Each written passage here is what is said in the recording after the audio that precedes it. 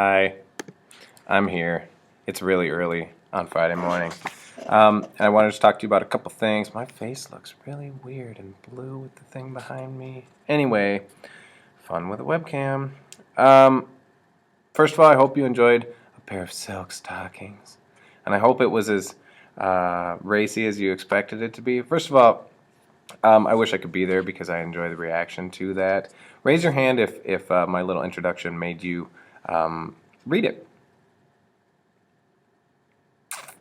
No, no, I'm serious. Raise your hand if you read the story.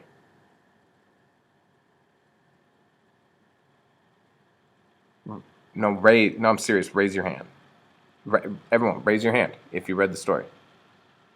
Good. That's what I thought. That's what I thought. Um, Couple things. First of all, we'll have a little lesson on Monday about how just because someone you're watching on TV or the internet tells you to do something, you don't need to do it because they can't see you. Like I'm I'm not watching you right now. I'm at home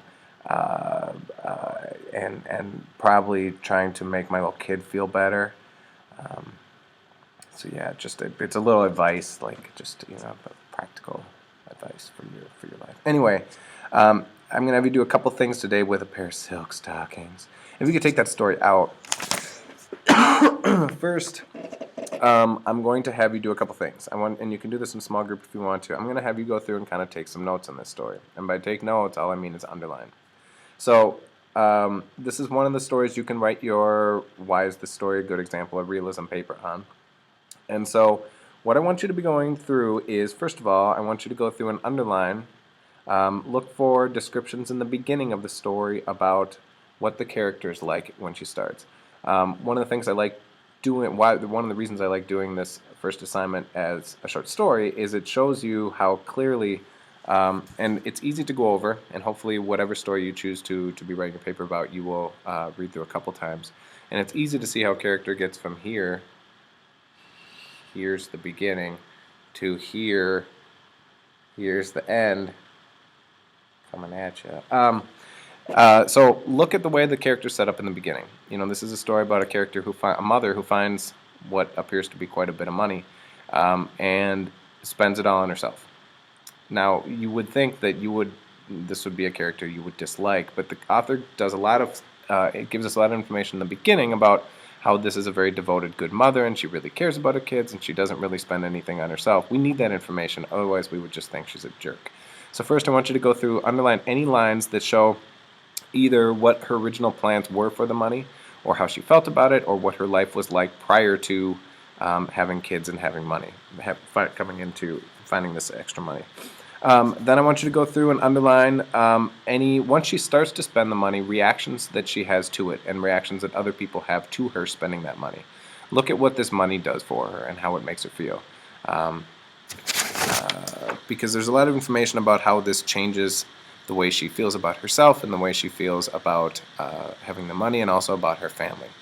My guess is there's quite a few of us in here. If you're sometimes feeling down, going and buying some new clothes or whatever can make you feel better. That's not me, but there's probably some people who are in that boat. So you can understand kind of what she's going through.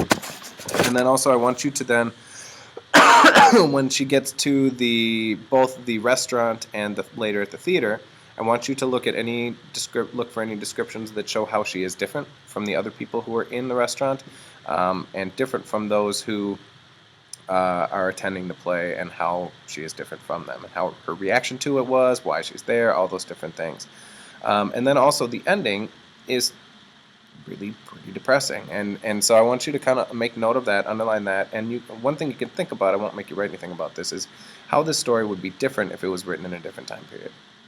Okay, so if, say the story was written in the Romantic Transcendentalist time period, about a woman who comes into this money and then she goes and spends it all on herself, how might the story have ended differently? Would she have wished that she never had to go home and see her husband and children again? Which is depressing, but in terms of why this is a good realism story, that really kind of captures what this woman's life is like. I have to sneeze. I apologize for sneezing all over your faces.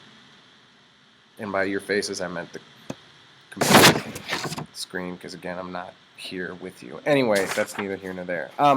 After that, I've got a story that's um, long-ish, but good and messed up. It's called To Build a Fire.